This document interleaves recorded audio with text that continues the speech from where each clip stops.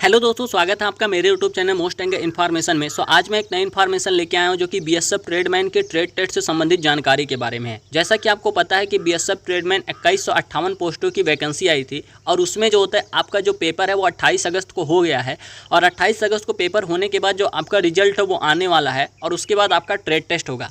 तो ट्रेड में आपके किस ट्रेड में सर्टिफिकेट लग रहे हैं, वहीं पे जो होता है किस ट्रेड में एनएसक्यूएफ सर्टिफिकेट लग रहे हैं और ट्रेड टेस्ट में आपके क्या क्या होगा, इन सभी के बारे में आपको जानकारी देने के लिए आया हूं। तो चलिए वीडियो को स्टार्ट करते हैं और आपको बताते हैं। तो जैसा कि आपको पता है यहाँ पे लिखा हुआ है ट्रेड टेस्ट, उसके बाद जो होता है ट्रेड टेस्ट लिखा है जब पीईटी पीएसटी आप कैंडिडेट क्वालिफाई होंगे और उसके बाद जो होता है आप जो पेपर क्वालिफाई होंगे तो ट्रेड टेस्ट विल भी नेचर ऑफ क्वालिफाइंग नेचर होगा। इसके लिए कोई मार्क नहीं दिया जाएगा, आप जो पेपर में नंबर पाए रहेंगे उसी के आधार पर आपका सिलेक्शन होगा। अगर हम देखें तो पेपर में जो होता है आपके सबसे पहले कॉबलर जो है, कॉबलर में जो होता है आपके क्या होनी चाहिए, polishing of shoes and handling tool, मतलब जो जूतों की पॉलिश है उसको आपको आनी चाहिए कॉबलर में, मोची जो हो गया। उसके बाद जो होता है टूल को पकड़ना आना चाहिए, कटिंग करना आना चाहिए, लेदर को कटिंग करना आना चाहिए, वहीं पर रिपेयर उसको करना आना चाहिए। जैसे जूते में जो होता है गंदा हो गया तो उसको पॉलिश करना आना चाहिए, ठीक है, स्विचिंग और शूज करना चाहिए, ये सभी आपको करना आना चाहिए। और वहीं पर अगर हम टेलर का देखें तो टेकिंग दी मेजरमेंट, मतलब आपको नाप लेना आना चाहिए, वहीं पर आपका जो होता है पर्सन की, आदमी की नाप लेना। उसके बाद जो होता है कटिंग करना आना चाहिए कपड़ों की। उसके बाद जो होता है स्केचिंग यूनिफॉर्म, सभी आपको यूनिफॉर्म के बारे में पूरी जानकारी होनी चाहिए आपको। उसके बाद वाशरमैन का अगर हम देखें तो वाशरमैन में आपका क्या होना चाहिए, वॉशिंग ऑफ क्लॉथ्स, आयरनिंग, मतलब आपको जो होता है कपड़े धोने आने चाहिए, खाकी हो गया, चाहे कॉटन हो गया, यूनिफॉर्म हो गया, वुलन हो गया, ये सभी ये पूरे आपको धोना आना चाहिए, इसके बारे में आपको जानकारी होनी चाहिए। वहीं पे अगर हम बार्बर का देखें तो बार्बर में जो होता है हैंडलिंग ऑफ टूल, मतलब टूल को पकड़ना आना चाहिए, और जो होता है हेयर कटिंग मतलब बाल की कटिंग, और सेविंग यानी कि होता है सेविंग करना, दाढ़ी बनाना आपको आना चाहिए, ठीक है। और वहीं पर अगर हम स्वीपर का देखें तो स्वीपर का जो होता है आपका क्या होना चाहिए, स्वीपिंग मतलब साफ सफाई, क्लीनिंग और टॉयलेट एंड बाथरूम आपको आना चाहिए, तो आप स्वीपर के लिए ट्रेड टेस्ट जो तो क्वालिफाई हो जाएंगे। अगर हम देखें तो ये जो ट्रेडें हैं आपको सामने दिख रही हैं इतनी, इसमें जो होता है कॉबलर हो गया, टेलर हो गया, वाशरमैन हो गया, बार्बर हो गया और स्वीपर हो गया, ठीक है।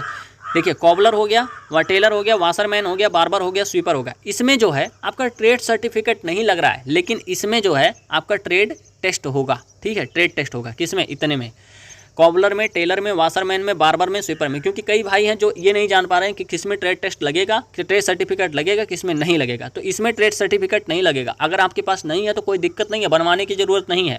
वहीं पे आपको जो होता है, अगर आपको इसमें जो होता है पास होना है तो सबसे पहले must be proficient and respective, आपको इस ट्रेड के बारे में पूरी जानकारी होनी चाहिए। ये तो आप पूछेंगे, वहाँ आप देखेंगे तो जान ही जाएंगे कि आपको जानकारी है कि नहीं है। दूसरा, must qualify trade in the respective trade conduct by the requirement board, मतलब जो बोर्ड के द्वारा ट्रेड टेस्ट कराया जाएगा उसमें आपको क्वालिफाई करना जरूरी है, ठीक है। वहीं पे अब जो नीचे आता है 3 वैकेंसी है जिसमें बहुत कट ऑफ कम जाने वाली है। एक है कुक, एक है वाटर कैरियर, एक है वेटर।